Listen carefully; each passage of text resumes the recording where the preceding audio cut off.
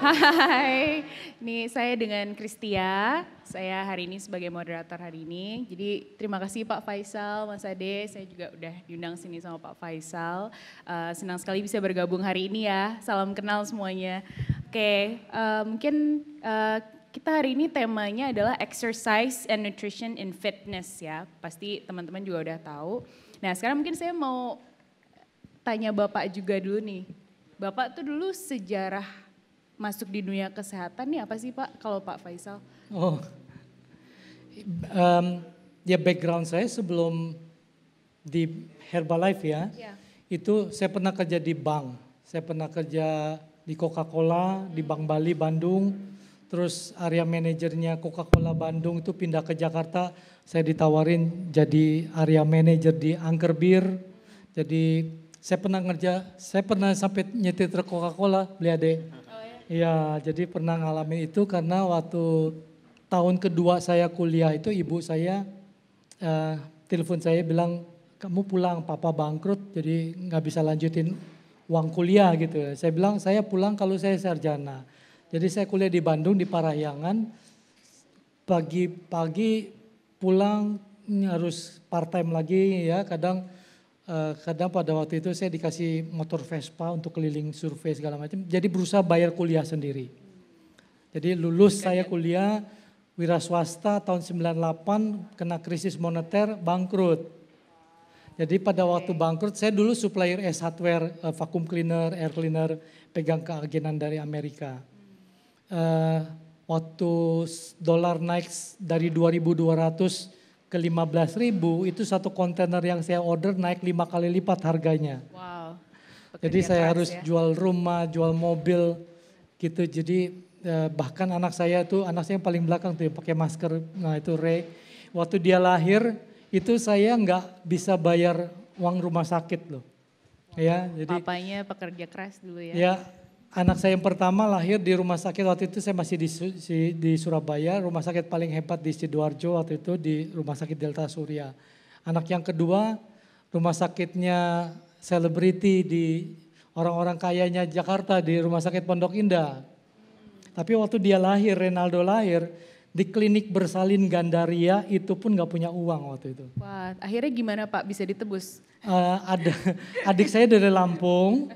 Itu telepon, Kak ini ada yang mau beli vacuum cleaner tapi minta harga lama gitu. Iya sudah, kurang lebih 4 juta rupiah saya ingat banget. Terus dokter bilang besok biayanya berapa? Sekitar 4 juta. Tapi ya itu ya kuasa Tuhan ya, God is good at the right time gitu. Jadi ditransfer, jadi pulanglah, jadilah sebesar itu Ray. Oh udah gede ya sekarang Renaldo.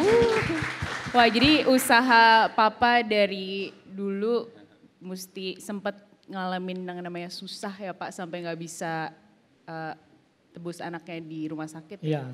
Ya. Jadi ada dua university of life yang saya hadapi. Yang pertama zamannya kuliah, harus juang untuk biaya kuliah. Yang kedua ngalami krisis moneter tahun 98, saya harus berjuang beli susu. Waktu mulai Herbalife itu saya sempat dari Jakarta ada kenalan di sini kan dulu kan betul-betul ngerjakan bisnis Herbalife itu sangat fisik door to door apa segala macam ya. Jadi ada dari Bandung, saya sempat ditelepon sama istri saya. Mana istri saya? Mami mana dek? Oh dibawa lagi, bentar lagi. Jadi dari Bandung perjalanan pulang udah tanya, ini kamu udah di mana nih? Susu anak-anak habis. Jadi waktu itu anak saya umur 3, umur 2 dan bayi baru lahir. Susu anak-anak habis, istri saya cuma megang duit 5.000 rupiah gitu. Jadi itu saya alami tahun 98, 98, 99 begitu dah. Jadi waktu awal-awal saya melakukan bisnis Herbalife. Tapi itu yang membuat otot saya dalam kehidupan ya, itu jadi lebih tepuk kuat. Tangan dong buat Pak Faisal. Wow, oke. Jadi sejak itu Bapak bergabung sama Herbalife? Herbalife, ya. Tahun ini tahun ke-23 di Herbalife. Wow, tahun ke-23 di tanggal 23 nih, wah. 23 tahun 1 bulan di Herbalife. Dari betul-betul dari nol, dari cuman modal pakai kartu kredit menjalankan bisnis Herbalife itu. Itu pun diomelin istri waktu awal-awal. Oh ya? Iya, karena waktu beli produk Herbalife pakai kartu kredit itu di istri saya bilang ini produk apa? Saya bilang ya habis Herbalife gitu. Terus dari mana duitnya kamu beli ini? Pakai kartu kredit. Nah istri saya bilang, kalau nggak laku gimana? Gitu kan. Kita baru jual rumah, jual mobil, berani-beraninya pakai kartu kredit gitu ya.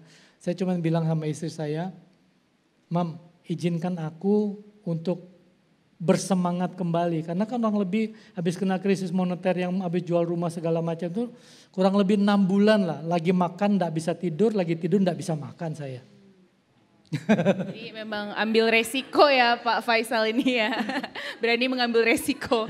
Ya terus saya bilang sama istri saya, coba kita ganti mindsetnya. Apa yang mami bilang kita rubah. Dari bilang kalau nggak laku gimana, kita bilang kalau laku gimana. Gitu. Jadi saya beli waktu itu produk sekitar 9 juta, 3 hari habis loh Mbak Tia. Wow hebat ya. Kenapa? Karena kepepet. Oh kepepet. Saya takut sama istri. Takut Istri nggak bisa takut bayar sama hutang. kredit card. Oke. Jadi 3 hari harus habis produk. Oke, jadi sebenarnya alasannya karena takut istri ya Pak ya awalnya. Ya manajemen kepepet gitu. Oke, ya jadi Bapak juga bergabung akhirnya di dunia kesehatan Iya. ya dari situ. Oke. Dari partner bisnis saya yang di vacuum cleaner dari Australia. Dia datang bawa produk Herbalife, saya bilang apaan ini? Sakit apa kamu? Kata dia. Oke. Terus dia kasih minum teh pembakar lemak, malam itu minum, terus saya kok ke toilet gitu ya. Terus ditanya kamu lemes nggak? Enggak sih, cuman ya cleansing, lancar, cleansing iya, gitu ya. lancar, Jadi oke. akhirnya saya konsumsi benar, turun berat badan. Adik saya nanya, ya artinya perutnya, saya dulu buncit waktu jadi area manager di Angker Bir kan minum bir terus. Oke. Perut saya buncit. Jadi turun 5 kilo terus adik saya tanya, teman gereja saya tanya. Saya sampai sekarang masih ingat, saya memulai bisnis Herbalife itu dari 3 orang. Adik saya David, tetangga saya teman gereja itu Samsu, sama dokternya anak saya, dokter Iris. Itu dari dia, Ical kok kurusan? Iya nih minum Herbalife gitu. Jadi modal saya ikat pinggangnya ada lubang 1 itu. Ya deh, ini lu saya minum Herbalife turun 1 lubang, Bisa turun ikat 1 pinggang, lubang. ya gitu kan. Kan kalau ikat pinggang lama itu kan kelihatan udah bercak-bercaknya, patahnya gitu ya. Jadi dan saya orang tahu sharing bukan selling. Tuh, sharing bukan selling. Wow, tepuk tangan buat Pak Faisal sekali lagi. Nah sekarang kita ada bintang tamu spesial nih, Iya. Mas Aderai. Terima kasih Mas Ade udah hadir. Mana tepuk tangannya dong? Tepuk tangan dong. Ya Mas Ade mungkin tadi aku tanya background Pak Faisal. Iya. Yang pasti semua orang kan udah kenal juga ya Mas Aderai ini siapa. Mungkin udah follow Instagramnya, YouTube-nya. Tapi mau mungkin perkenalan juga nih Mas. Mas Ade mungkin kenapa sih Mas Ade dulu bagaimana bisa ada di dunia kesehatan atau olahraga gitu. Oh, iya, baik. Terima kasih teman-teman sekalian. Salam sejahtera, Om Swastiastu. Assalamualaikum warahmatullahi wabarakatuh. Shalom ya, salam kebajikan buat kita semua. Pertama-tama saya terima kasih sama Pak Faisal udah undang saya. Boleh tepuk tangan dong buat Pak Faisal. Ya, thank you Pak Faisal. Iya.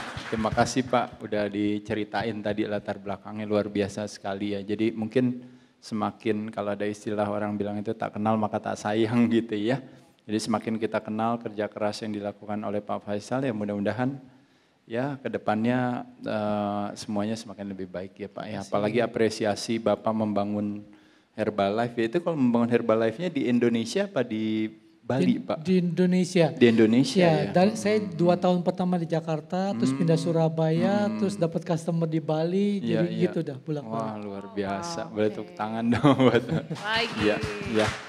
Orang pertama Herbalife berarti di Betul, Indonesia betul. ya Pak ya? Iya. Jadi satu hal juga tadi yang mungkin Pak Faisal bilang tadi memang tepat sekali Pak. Kalau kita di Bali itu ada namanya salah satunya yang disebut namanya swadaya. Swadaya itu sebenarnya self investigasi atau yang disebut dengan namanya self study. Nah, kalau kita berbicara self study ke diri kita, sebenarnya paling unik itu kalau ada istilah yang mengatakan kualitas diri kita itu adalah kualitas komunikasi kita. Nah, kualitas komunikasi itu adalah kualitas komunikasi terutama terhadap diri kita sendiri. Nah, jadi ketika kita ngobrol sama diri kita sendiri, kita memberikan selalu pertanyaan-pertanyaan kalau bisa yang tajam. Nah makanya kenapa ada istilah yang orang bilang bahwa kualitas diri kita adalah kualitas komunikasi kita. Kualitas komunikasi kita adalah kualitas pertanyaan kita pada diri kita yang akan mengarahkan kepada apa yang kita mau, atau apa yang tidak mau. Nah jadi kalau pertanyaannya gimana kalau nggak laku?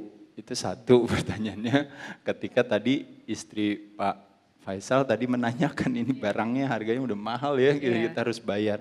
Nah tapi di sisi lain ada opsi pertanyaan lain, yaitu adalah apa yang bisa saya lakukan untuk membuat barang ini menjadi laku. Jadi dua pertanyaan yang berbeda, tapi ternyata jawabannya berbeda dan jawaban itulah akan memberikan aksi kalau kita mau bersedia untuk eksekusi daripada jawaban tersebut, itu juga berbeda sekali. Jadi saya rasa itu mungkin satu hal juga yang mungkin kalau istilahnya saya dari dulu ya inginnya mau jadi atlet gitu. Bersyukur akhirnya jadi atlet gitu ya. Jadi kalau mungkin katanya berdasarkan statistik lebih dari 70% orang dari kita ya lebih banyak menjalankan panggilan kebutuhan bukan panggilan hati dalam hal menjalankan pekerjaan. Tapi bukan berarti itu salah karena memang kan kewajiban ya kita harus jalankan. Mungkin bisa jadi dulu kalau ditanya apakah panggilan hatinya Pak Faisal untuk jualan apa tuh yang pertama tadi Pak? Vacuum cleaner. Vacuum cleaner, ya misalnya. Kan itu kan bukan panggilan hati sama sekali, tapi panggilan kebutuhan. Nah di 70% orang yang panggilan kebutuhan itu bukan berarti juga tidak sukses atau apa, bahkan sebagian dari mereka sangat sukses sekali. Kebalikannya juga 30% orang yang bekerja karena panggilan hati, juga nggak semuanya sukses juga gitu, karena bisa jadi karena keenakan gitu, karena mungkin bekerjanya santai. Tapi yang mau saya sampaikan mungkin dari pertanyaan Tia kepada saya bersyukur kebetulan saya bisa menjalankan pekerjaan yang memang selama ini, yang memang dari dulu memang saya sukai. Jadi kalau ada istilah itu intention gitu atau itikat itu adalah definisinya adalah hasrat tanpa pamrih. Artinya apa? Artinya saya punya hasrat, saya mau jadi atlet. Dulu makanya saya tadi cerita sama Tia, panutan saya Rudi Hartono zaman dulu gitu ya. Mungkin dulu kepengennya juga mau jadi atlet bulu tangkis tapi gagal total sayanya. Dulu saya temenan sama Ardi Bewiranata, saya satu angkatan sih sebenarnya sama Alan Budi Kusuma, sama Susi. Saya juga di Jarum juga dulu, saya bekas pemain bulu tangkis. Iya cuma ya gagal aja, kalah gigi. Tapi ketika saya menemukan Panco dan menemukan Binaraga, ternyata ketika saya melihat Ardi yang kayaknya tidak pernah capek, kok nggak pernah capek ya, saya latihan sama dia tiap hari Pak. Bapak tahu ya Ardi Bewiranata ya, Ardi Bewiranata ya, atau Alan Budi Kusuma kalau teman-teman tahu zaman dulu lah itu kita latihan di klub yang sama gitu. Tapi kalau di kepala saya dulu, aduh kapan ya bisa selesai latihan cepat gitu. Karena saya jadikan latihan sebagai sebuah beban bagi saya. Tapi kalau Ardi kebalikannya dia bilang, Dek kamu pulang duluan deh, saya masih mau latihan shadow. Shadow itu artinya latihan langkah dia ini apa gitu. Begitupun juga pas weekend, hari Sabtu Minggu kita libur. Saya kan Sabtu sampai Jumat kan kita latihan terus. Nah saya bilang, Ardi kita mau kemana? Mau jalan-jalan misalnya apa? Oh enggak deh, saya mau lari di Ancol gitu, malah mau latihan fisik gitu. Jadi saya bilang, ini kok anak gak capek-capek ya? Kayaknya kita aja udah capek latihan, tapi dia terus menerus. Nah apa yang dirasakan Ardi, ternyata apa yang saya rasakan ketika saya menemukan bodybuilding atau menemukan Panco pada saat itu. Jadi ternyata kayak gak ada lelahnya, gak ada capeknya ketika kita hidup dengan passion kita gitu. Jadi saya bersyukur sekali ketika akhirnya menemukan bodybuilding, akhirnya menjadi passion saya. Di satu sisi saya senang dengan olahraganya, di sisi lain olahraganya memberikan kesempatan kepada saya untuk berprestasi. Di sisi lain ternyata olahraganya menyehatkan. Nah, tepuk tangan dong juga buat Mas Ade. Iya, jadi sampai hari ini saya masih diberikan kemandirian sehat gitu ya. Bersyukur maksudnya masih dikasih kesehatan sampai hari ini, jadi ya bersyukur banget gitu. Jadi di satu sisi egonya anak muda ingin mau punya badan yang bagus. Saya lahir Pak 2,5 kilo waktu saya lahir.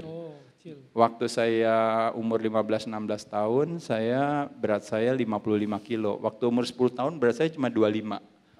Nah 25, jadi kalau ngelihat anak sekarang kan lucu ya, umur 10 tahun beratnya berapa? Apalagi Arya Permana ya, umur 10 tahun beratnya 198 gitu ya. beratnya 198 umur 10 tahun. Saya beratnya 25 kilo waktu umur 10 tahun gitu Pak. Nah tapi gara-gara saya kurus, krempeng, tapi karena saya senang ya olahraga itu, akhirnya pelan-pelan saya menjalankan yang namanya prinsip sebenarnya daripada kesehatan itu sendiri, yaitu adalah ototnya naik, lemaknya turun gitu. Nah membayangkan tubuh kita teman-teman sekalian itu ibarat sebuah perusahaan. Nah kalau tubuh ini sebuah perusahaan dimiliki oleh 5 pemegang saham. Pemegang saham pertama adalah yang namanya cairan di tubuh kita yang mayoritas. Yang kedua adalah kita ngomongin organ tubuh kita kayak jantung, paru-paru, ya kayak ginjal, kayak hati dan sebagainya. Itu organ tubuh yang harus dilestarikan kesehatannya. Itu pemegang saham nomor 2. Pemegang saham nomor 3 adalah tulang yang harus kuat. Pemegang saham nomor 4, otot yang harus kencang. Dan nomor 5 adalah pemegang saham yang terakhir yaitu lemak yang harus rendah.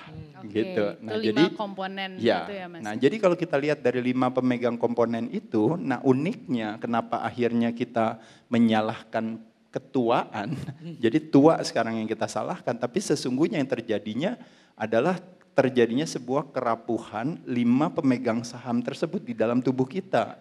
Penyebabnya adalah apa? Nah yuk kita bahas. Sekarang teman-teman coba tangannya gini. Nah teman-teman kencengin coba gini. Kencengin lalu tahan, ini namanya statik kontraksi ya. Jadi pelan, yang cewek ya, mbak ya, kencengin, remes ya. Kencengin, bayangin suami yang ngeselin gitu ya. Siap ya, 1, 2, 3, kencengin, tahan. Nah ini namanya statik kontraksi. Waktu kita tahan seperti ini, kesatu yang terjadi, apa yang terjadi? Ternyata otot dikencangkan yang terangsang kekuatannya tulang. Kedua, waktu kita kencangkan ini, apa yang terjadi? Pelan-pelan kita kencengin terus, lama-lama pelan-pelan gemeteran nggak? Kenapa hal itu terjadi? Karena gulanya ngedrop turun. Baru kita lepas nih dulu sekarang, lepas dulu. Lepas ya. Nah itu yang tadi waktu kita kencangkan gini, itu yang kena ada 2. Satu flexor di sini, ini satu namanya extensor. Jadi cuma kencengin gini aja kita kena 2 otot di badan kita. Itu baru begini flex doang, aja ya, baru ngeflex aja. Kalau mau tahan 30 detik, tahan 1 menit boleh lagi, lebih capek lagi. Ternyata aktivitas latihan beban adalah aktivitas yang menguatkan tulang, tapi pada saat yang sama dia membakar gula paling efektif dalam waktu yang paling singkat. Contoh yang paling gampang, misalnya kita duduk di sini, tapi kebetulan kursinya saya giniin. Lalu kayak begini, lalu saya ngobrol aja terus kayak gini. Ayo Mas, squat Mas sekalian. Nah pada saat kita melakukan ini namanya statik kontraksi. Lama-lama dia goyang nggak? Goyang-goyang. Kenapa dia bisa goyang? Karena gulanya kita tuh turun. Nah jadi latihan beban itu adalah aktivitas yang membakar gula paling efektif dalam waktu yang paling singkat. Kedua ternyata tulang jadi kuat juga. Nah makanya terjadilah yang disebut namanya triad atau yang disebut dengan namanya segitiga. Otot, tulang, sama lemak. Apa yang terjadi dengan segitiga itu teman-teman sekalian? Ini yang menjadi permasalahan daripada semua masyarakat di dunia termasuk di Indonesia kalau berbicara yang namanya penuaan. Jadi apa yang terjadi? Orang tua selalu bermasalah dengan tulang, benar gak? Tulangnya apa dibilang? Osteoporosis, osteoartritis atau apapun juga. Nah penyebab daripada osteo, jadi kalau kita lihat segitiga tadi ada otot, ada tulang, ada lemak. Penyebab daripada si osteo tadi disebabkan karena apa teman-teman sekalian? Bukan tulangnya tiba-tiba melemah sendiri, bukan tulangnya tiba-tiba rapuh sendiri, tapi yang terjadi adalah apa? Karena terjadi yang namanya ototnya yang melemah yang disebut dengan namanya sarkopenia. Jadi muscle loss atau muscle decrease atau muscle wasting terjadi menyebabkan osteo. Makanya disebutnya namanya osteosarkopenia. Nah sekarang kita ngomongin fat. Kalau otot dikencangkan, tulang terangsang jadi kuat. Kalau otot nggak dikencangkan, tulangnya menjadi lemah. Nah ketika lemah, geraknya menjadi lebih banyak apa lebih sedikit? Sedikit. Ketika geraknya dikit, pembakaran kalori menjadi meningkat atau menurun? Metabolisme menjadi cepat atau menjadi lambat? Ketika menjadi lambat, kadar lemak naik apa turun? Naik. Nah pada saat itu terjadi yang namanya obesity. Makanya disebut yang namanya osteosarkopenia obesity. Itu adalah penyebab daripada berbagai kesakitan. Karena apa? Ketika terjadi obesity. Sekarang saya tanya, kalau orang yang gemuk, perutnya tambah lama tambah besar, pertanyaan saya, biasanya gula darahnya normal apa naik? Naik 1. Kedua, tekanan darahnya normal apa naik? Naik. Trigliseridnya normal apa naik? Naik. Kolesterolnya normal apa naik? Naik. Dan seterusnya. Darahnya kental apa cair? Kental. Kita lihat di sini, ini yang disebut dengan yang namanya penyakit metabolisme yang menjadi apa? Komorbiditas pada saat di zaman COVID saat ini. Nah, jadi kesimpulan, kalau pemegang saham nomor 4 otot nggak dilatih, maka problemnya ke tulang. Tulang problemnya ke lemak.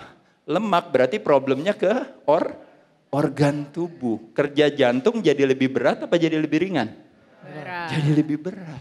Wah. Nah, tapi apa yang terjadi sama kita? Ketimbang kita menjadi murid daripada sebuah daripada sebuah antisipasi, kita berfokus kepada yang namanya hulunya, kita malah menjadi murid daripada sebuah reaksi.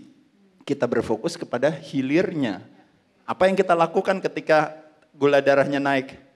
Pakai obat buat menurunkan gula darah. Iya, betul. Pada saat tekanan darahnya naik, kita ngapain? Pakai obat buat menurunkan tekanan darah. Ketika kolesterolnya naik, kita pakai obat buat menurunkan kolesterol. Ketika darahnya kental, kita pakai apa? Ngencer darah. Keluar semua, aspirin di sana, statin drugs semua keluar, metformin, insulin dan sebagainya. Padahal definisi daripada medikasi apa teman-teman sekalian? Dia apa medikasi? Tujuannya adalah suppress symptoms, menekan gejala, tapi yang di-manage adalah apanya? Kesakitannya, akar permasalahannya tidak dibahas. Makanya apa yang kita lakukan? Balik lagi merubah ulah perilaku kita. Hulunya yang kita pegang, akar permasalahan yang kita pegang, mulai sekarang saya rajin otot saya latih, maka apa yang terjadi? Tulangnya terangsang jadi lebih kuat. Tulangnya kuat, geraknya menjadi lebih banyak. Pada saat itu kadar lemaknya turun nggak?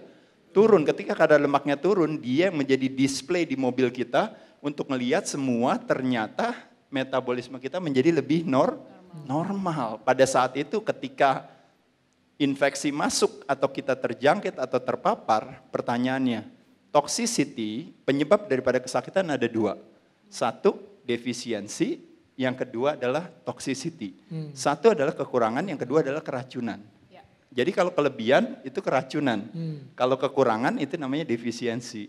Nah, problemnya daripada kalau toxicity disebabkan karena apa Bapak Ibu sekalian? Bisa karena heavy metal, bisa karena polutan, bisa karena proses fooding, bisa karena radiasi atau energetik. Nah tapi kalau kita bicara patogen, tahu patogen? Siapa yang tahu patogen di sini? Apalagi Virus, bakteri, kuman, ya. Ini yang sekarang hari ini yang menjadi musim infeksi itu adalah si patogen itu, dia masuk dalam kategori toxicity yang disebut dengan yang namanya opportunistic. Artinya apa? Artinya dia mengambil opportunity. Opportunity artinya apa? Kesempatan. Kepada siapa? Nah saya tanya, kepada siapa? Kepada tubuh yang lemah. Itu poin saya. Jadi kalau dia tubuh kita lemah, wajar gak dia mengambil kesempatan itu? Akhirnya kita akan bilang penyakit itu bahaya. Benar gak? Benar. Kembali lagi, kalau tubuhnya kuat bapak-bapak ibu yang sekarang ini semuanya pada fit, dia mau ngambil kesempatan bisa atau enggak? Enggak terjadi, artinya penyakitnya jadi tidak berkurang bahayanya. Nah makanya di sini ada dua pendekatan yang kita lakukan. Pendekatan ketidakterjangkitan yang disebut dengan namanya prokes yang dilakukan dari luar. Tapi pendekatan dari dalam, itu yang disebut namanya protokol sehat proteksi dari dalam dengan melakukan apa? Salah satunya yang paling utama adalah meningkatkan imunitas. Makanya kenapa itulah gunanya salah satu daripada kebermanfaatannya keberadaan Herbalife misalnya. Memberikan apa? Kebermanfaatan. Suplementasi apa kebaikannya teman-teman sekalian? Apa kebaikannya suplementasi? Kebaikannya adalah memberikan kenyamanan. Jadi kalau kita lihat obat di sebelah kanan, di sebelah kirinya Pak makanan sehari-hari. Nah kalau makanan itu bahasanya itu artinya nutrisi. Kalau obat bahasanya terminologi namanya pharmaceutical. Nah jadi kalau pertemuan antara nutrisi dan obat dipertemukan, jadi dengan teknologi yang tinggi, tapi kita mengekstrak makanan itu menjadi kita bermanfaat. Nah pada saat itu ketemu yang namanya nutraceutical. Nah itu yang disebut dengan namanya Herbalife Nutrition masuk ke dalam kategori itu. Kebaikan dari makanan diambil, keburukannya dikurangi, tapi kita gunakan teknologinya. Tapi kombinasi selalu ya namanya suplementasi, yaitu adalah suplemennya dikonsumsikan, tapi juga pola makannya. Nah salah satu yang baik tadi yang saya juga tadi baru dengar dari Pak Faisal adalah mungkin ternyata Herbalife punya fat burner juga ya, kalau nggak salah ya, dari tehnya yang terkenal ya. Kandungannya apa Pak? Boleh tahu Pak? Itu apa ya Pak? Green tea basicnya, cardamom. Terus kemudian ada juga dari guarana. Ya. Herbal banyak kan ya Pak ya? Iya. Herbal. Ya, jadi teman-teman tadi tuh Mas Teddy sebenarnya udah ngasih kita resep sebenarnya Mas. Itu resep sehat tuh sebenarnya berarti kuncinya juga yang orang suka lupa melatih otot. Karena kita pikirannya cuman kalau sakit ya kita harus kasih obat gitu kan. Iya, kalau secara urgensi, misalnya ada urgensi di sana kita tentu harus lakukan. Itulah makanya gunanya obat. Itu makanya gunanya kalau istilahnya gunanya pills, gunanya shots, gunanya operation, radiation atau apapun juga. Tapi kalau kita berbicara secara gambaran umumnya, ternyata jawaban dari sehat itu adalah memang harus merubah ulah perilaku kita. Behavior ya Mas. Betul, jadi behavior itu paling yang utama. Karena dengan kita menjaga yang namanya keseimbangan komposisi tubuh tersebut, pada saat itulah otomatis kita bisa secara tidak langsung menghambat proses penuaan tersebut, teman-teman sekalian. Itu yang coba saya lakukan makanya. Jadi teman-teman percaya gak, sejak umur 30 tahun ke atas, ini kita ngomonginnya kalau istilahnya namanya ballpark, kayak panduan umum. Jadi sejak umur 30 tahun ke atas terjadi penurunan 1% otot kita dalam 1 tahun. Ini orang umum. Kalau 50 tahun alasannya kenapa kita bilang kayak gitu sebenarnya ada orang mungkin bisa jadi nggak setuju sama saya. Oh nggak setuju. Tapi poin saya bukan setuju tidak setuju. Poin saya cuma ngomongnya secara umum. Sekarang saya tanya, orang umur 15 tahun sama orang umur 30 tahun kira-kira aktivitas geraknya lebih tinggi yang mana? 15. Udah otomatis. Jadi semakin kita usia menaik pasti gerak kita semakin berkurang. Nah pada saat kita bergerak berkurang itu menyebabkan itu artinya ototnya berkurang juga. Jadi karena nggak kepakai. Nah jadi 30 tahun 1%. 1% itu setara dengan 1-3% fungsi Pak. Jadi kalau contohnya misalnya membayangkan dulu duduk, bangun berdiri cepat bisa. Sekarang kalau kita duduk bangun berdiri tiba-tiba pinggangnya sakit atau lututnya sakit. Dulu kopernya bawa sendiri, sekarang kopernya dibawain orang. Dulu di pesawat luggage-nya masukin sendiri ke atas. Tapi sekarang kita nggak bisa. Kenapa hal itu terjadi? Karena terjadi penurunan fungsi, karena terjadi penurunan otot. Jadi ketika usianya sudah saya misalnya, jadi kalau seandainya dari 30 tahun, sekarang saya 52, berarti 22%. 52 kayak gini dong, gila tepuk tangan dong semuanya. Tua. Epic.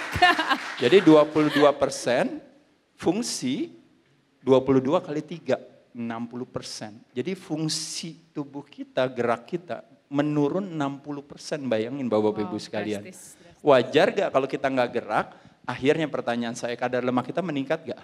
Makanya kenapa ada istilah orang bilang umur yang panjang berawal dari kaki yang kuat. Kenapa kaki yang kuat? Karena otot paling banyak ada di kaki. Dan pada saat kita melakukan aktivitas gerak, misalnya kita banyak gerak Pak kakinya, otomatis secara tidak langsung ototnya dikencangkan, tulangnya terangsang. Nah problemnya kita selalu masalahnya di lutut. Cuma sekarang saya tanya, kalau masalah di lutut, kita mau menjadi murid daripada sebuah reaksi, kita mau bahas yuk. Yuk kita bahas sama-sama. Dulu ada gak di sini bapak-bapak, nih pertanyaannya, ada gak dulu di sini bapak-bapak yang waktu masih bujangan, beratnya 60, sekarang beratnya di atas 80, ada gak kira-kira? Ada gak?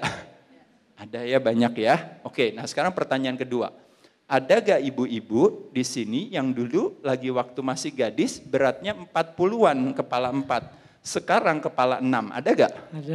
Ada banyak. Nah sekarang saya tanya sama ibu-ibu di sini. Siapa ibu-ibu di sini yang punya di rumah punya dispenser, angkat tangan? Ada gak? Coba angkat tangan. Dispenser. Angkat tangan. Punya Siapa ya? yang punya dispenser di rumah? Nah itu pertanyaan, ada ya dispenser. Nah sekarang pertanyaan kedua. Ada gak dari ibu-ibu di sini yang mampu mengangkat galonnya sendiri, pasang ke dispensernya sendiri, nggak minta tolong suami? Ada gak? Coba angkat tangan. Ternyata banyak juga. Dua aja, tinggal dua ya? yang angkat Cuma tangan di tinggal sini dua. Ada ya, 2 atau 3. Oke. Sekarang saya Kuat tanya, mbaknya ya, ternyata. berarti Mbak kuat ngangkat sendiri. Tahu gak 1 galon berapa liter Mbak? Betul, berdasarkan ilmu fisika 19 liter itu berapa kilogram? Kurang lebih 19 kilo, tepat sekali. Nah 19 kilogram itu berarti Mbak ngangkat sendiri. Ada 2 cara untuk memasang dispenser. Cara pertama adalah ambil gini kan Mbak. Itu cara pertama, betul ya? Cara kedua, Pak, ambil. Habis itu tahan barang setengah jam, ya, diam dulu. Habis itu baru taruh. Mas, lepas Pertanyaan galonnya. saya, cara pertama apa cara kedua Mbak? Sama. As soon as possible. Cara pertama ya, nggak pakai cara kedua. Kenapa tidak pakai cara kedua? Karena cara kedua berat. Mas Ade, istilahnya apa nggak iseng banget, bayangin masa saya suruh nahan setengah jam, itu tahu kan 19 liter itu 19 kilo. Saya suruh nahan setengah jam. Coba kita bayangin kayak gitu apa yang terjadi. Lututnya gemeteran nggak? Gemeteran. Pinggangnya pegel nggak? Pegel. Kira-kira lehernya kaku gak? Kaku. Tangannya, bahunya berat gak? Berat. Nah yang mau saya sampaikan di sini ceritanya sesederhana ini. Saya minta Mbak di sini hanya untuk megang galon selama setengah jam untuk saya suruh tahan statik kontraksi. Dia bilang gak tahan, berat sekali. Semuanya capek badannya. Tapi uniknya sekarang saya balikin lagi. Dulu waktu masih gadis, kepala 4. Sekarang kepala 6. Cowoknya dulu waktu masih bujangan kepala 6. Sekarang kepala 8. Pertanyaan saya, terjadi kenaikan berat badan kita itu kira-kira berapa kilo kira-kira teman-teman sekalian? Kurang lebih sekitar 1 galon. 20 kilo. Berarti galon, kalau Mas? 20 kilo itu setara dengan apa Bapak Ibu sekalian? Setara dengan galon. Nah uniknya kalau galon saya suruh tahan setengah jam aja udah berat, tapi apa yang dilakukan sama Bapak Ibu sekalian? Yaitu adalah galonnya ditahan bukan setengah jam. 20 tahun. Tapi 1 hari, bukan 1 hari, tapi 1 bulan, bukan 1 bulan, tapi 1 tahun. Lebih dari 1 tahun kata Pak Faisal, 20 tahun itu galonnya dibawa kemana-mana. Ke pura dibawa. Tremor terus ya Mas, 20 tahun tremor. Dibawa, ya kerja di mana, semua galonnya dibawa. Begitu pinggangnya sakit dan lututnya sakit, apa yang dilakukan Pak? Cari obat buat lutut, gimana caranya? Begitu jantungnya berat, cari obat buat jantung. Begitu tekanan darahnya naik, cari obat buat tekanan darah. Padahal jawabannya adalah apa? Turunin galonnya. Betul. Ya, teman-teman sekalian. Ya, cocok. Semangat nih orang-orang Herbalife, semangat nih ya, turunin galon. Ya jadi member-membernya ya. betul Pak. Jadi maksud saya mau sampaikan di sini kelihatannya seolah-olah itu hanya kayak kewajiban daripada atlet atau kewajiban daripada anak fitness yang ingin menurunkan berat badan. Tapi yang terjadi sesungguhnya adalah masalah kesehatan di dunia, termasuk di Indonesia, termasuk masalah infeksi hari ini. Permasalahannya nomor 1, komorbiditas nomor 1 selain stres sebagai penyebabnya ya, karena kita mengadopsi ketakutan dan kecemasan sebagai lifestyle kita, nomor 1 penyebabnya adalah obesitas. Jadi adalah menurut saya bersyukur ketika bapak-bapak, ibu-ibu, teman-teman ada di dalam satu kelompok atau komunitas yang ternyata punya pemahaman yang sama. Nah makanya kenapa saya rasa itu yang saya berikan salut dan apresiasi buat Pak Faisal dan kawan-kawan, juga punya produk yang sangat baik ya, kalau kita ngomongin Herbalife juga produknya udah lama lah ya, dan juga bukan produk yang istilahnya sekali aja ada nanti udah hilang lagi gitu ya, one hit wonder gitu ya. Nah kalau ini tuh istilahnya udah sangat solid sekali ya sebagai merek, mudah-mudahan bapak-bapak ibu-ibu bisa mengoptimalkan produk tersebut untuk bisa improve lifestyle. Ya, jadi kalau misalnya tadi Mas Ade bilang kan ternyata untuk menguatkan otot itu domino efeknya panjang ya Mas ya, dari otot aja. Jadi bisa tulangnya lalu lemaknya, jadi itu bisa membantu kesehatan secara optimum ya. Nah kalau dari Pak Faisal sendiri. Ya saya kebayang dari segi bisnis ya, kita nah, ini presiden direktur nih. Pasti punya marketing manager, punya 5 juga departemen khusus yang harus dijaga. Marketing manager, finance manager gitu kan, sales manager. Jadi dia juga administrasi. Jadi 5. Nah itu juga yang harus kita kelola ya dari segi bisnis. Dari bisnis kita dapat duit dulu. Kalau ini langsung Mas Ade bilang bahwa di dalam tubuh. Jadi kita analogikan ini. Kerja dapat duit tapi tubuh nggak sehat. Nggak asik juga kan ya. Terus Mas Ade sempat ngomong bahwa kita harus memanage 5 ini. Jangan dikit-dikit cari obat, dikit-dikit cari obat gitu ya. Supaya galonnya ditaruh dulu, artinya berat badannya dikurangi secara bertahap, disesuaikan dengan program ya. Jadi teman-teman juga di Herbalife jangan over promising juga ya. Dalam 2 bulan turun 1 galon gitu. Ya nggak bisa juga ya teman-teman, ada gradually. Itu galon air mungkin Pak. Iya, galon air bisa kata gitu ya. Tapi di dalam bisnis Herbalife, sikap, habit, kebiasaan-kebiasaan itu memang nggak gampang itu. Ya bahkan orang-orang medis juga tahu dia nggak boleh kelebihan berat badan, tapi ternyata dia sendiri obesitas gitu ya. Nah jadi memang it's not easy seperti yang kita ucapkan, tapi melakukannya memang perlu komitmen, perlu effort, perlu usaha ya. Buat teman-teman di Herbalife juga kita ditunjuk sama Germas. Ya, jadi Herbalife ditunjuk oleh Germas karena kita punya Nutrition Club di kecil-kecil di pasar-pasar itu yang mengolahragakan masyarakat sekelilingnya ya, betul ya. Jadi bahkan kita diizinkan pakai halaman puskesmas untuk mengolahragakan masyarakat gitu ya. Bahkan boleh pakai banner Herbalife itu, dan biasa orang-orang Herbalife mengolahragakan masyarakat, terus mendidik pola makannya, mendidik kebiasaan-kebiasaannya di klub-klub kecil Nutrition Club itu ya. Jadi itu yang saya juga ucapkan semangat berjuang, karena saat-saat ini saya ngikuti YouTube-nya Mas Ade sejak Maret tahun lalu sampai sekarang, bagaimana kadar lemak di dalam tubuh kita gitu ya. Kalau ada kenaikan ya mesti sering-sering nonton YouTube-nya Mas Ade, Dunia Aderai. Saya ngikutin terus tuh. Nah ini sekarang kan kita Bapak kan dari sisi Herbalife nih ya untuk suplementasi, dan Mas Ade tadi udah jelaskan tentang exercise, pentingnya olahraga. Nah ini sebenarnya saya mau tanya nih, mungkin mewakili teman-teman juga ya. Kalau untuk orang yang sering olahraga nih Mas, itu tuh pentingnya suplemen seperti Herbalife misalnya, contohnya tuh apa sih, apakah itu compulsory? Apakah itu sebenarnya asupan yang additional gitu? Jadi kalau dari pengalaman Pak Faisal atau Mas Ade itu seperti apa? Mungkin dari saya lempar ke Mas Ade dulu. Oke, kita ke Mas Ade dulu ya. Expert berbicara. Iya, terima kasih. Jadi saya rasa teman-teman sekalian ya, jadi satu hal yang kita syukuri itu adalah yang namanya teknologi gitu ya. Jadi ketika teknologi itu semakin hadir, kalau benar-benar kita bisa manfaatkan ya, tentu akan pasti semuanya yang kita dapatkan adalah kebaikan gitu ya. Tapi juga kadang-kadang akses teknologi atau teknologi yang memanfaatkan kita otomatis dari berkah jadi musibah kan akhirnya ya. Tapi kalau saya rasa mungkin kalau berbicara food supplement, bicara teknologi daripada makanan itu sendiri, itu makin hari makin tahun tuh makin baik. Saya ingat dulu waktu saya baru mulai, saya sebenarnya udah mulai ngangkat-ngangkat dari tahun 1984. Nah, tapi baru mengenal suplementasi itu uniknya gitu.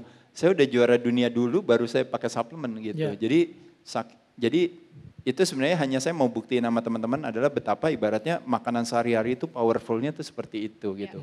Cuma waktu dulu kalau saya nggak pakai suplemen bukan karena saya anti suplemen atau nggak pakai suplemen, karena tahun 90 di Indonesia emang nggak ada suplemen gitu. Jadi apa yang mau dilakukan? Kalaupun ada zaman dulu ada namanya, kalau teman-teman di sini yang mungkin seumuran sama saya pernah dengar zaman dulu ada dari Joe Weider zaman dulu. Itu ada kayak legend kayak legend ya Pak ya. Kayak ada namanya Big Mass, ada muscle builder, ada apa. Tapi dulu dia nggak laktosa free, kita minum dikit udah rasanya nggak enak. Habis itu kita mencret-mencret juga ya kan. Nah coba kita lihat perjalanan. Baunya nggak enak. Baunya nggak enak. Kita lihat perjalanan suplementasi hari ini termasuk di Herbalife. Udah rasanya enak, udah manfaatnya jadi lebih baik, laktosa free. Jadi keburukan daripada kita minum susu karena Laktos itu artinya karbonya pasti tinggi kan. Jadi karbonya diturunin, proteinnya malah ditinggiin. Jadi saya rasa sih sebenarnya dengan yang ada sekarang ya menyenangkan kalau kita bisa mengkombinasikan itu Bantu gitu. sekali Tapi ya, Mas. di sisi lain ya seperti tadi saya katakan, kebaikan daripada yang alami adalah apa? Kita bicara vitamin, bicara mineral, bicara lemak esensial, bicara amino acid esensial atau asam amino esensial, itu tuh tinggi sekali kalau kita berbicara natural. Tapi problemnya sama natural itu juga banyak yang namanya kayak toxicity dan sebagainya. Makanya kenapa teknologi hadir mencoba untuk mempertahankan kebaikan daripada si alami tadi dengan menurunkan kerugian-kerugiannya. Jadi tadi efisien ya Mas ya. Iya, betul. Jadi saya pikir tergantung daripada masing-masing orang saja. Kalau memang apalagi memang punya budget, punya dana ya menyenangkan ya. Kayak tadi salah satunya di Herbalife ada teh apa tuh Pak namanya Pak? Teh yang tadi itu Pak, Herbal concentrate herbal concentrate. atau Apa namanya, Pak? guaranati ada. Guaranati. Ya, Energy misalnya tea, guaranati. Bapak-bapak, ibu-ibu tahu gak cara kerjanya sederhana? Kenapa itu bisa bermanfaat bagi kita? Cara kerjanya begini Bapak-Ibu sekalian. Kita kan di sini banyak gak yang istilahnya saya punya lemak tapi kalau lemaknya gak turun-turun, banyak gak? Banyak ya. Kenapa lemaknya gak turun-turun?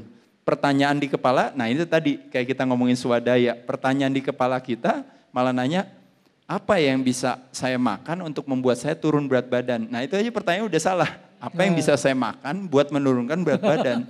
Ya begitu dia makan ya otomatis kalorinya naik kan gitu kan. Nah tapi ada sesuatu yang bisa kita konsumsikan untuk membantu badan untuk membakar lemak yang ada di badan kita. Yuk kita memakai konsep yang sederhana dalam soal pemahaman aja dulu. Bapak-bapak, ibu-ibu bayangin tubuh kita itu seperti kulkas.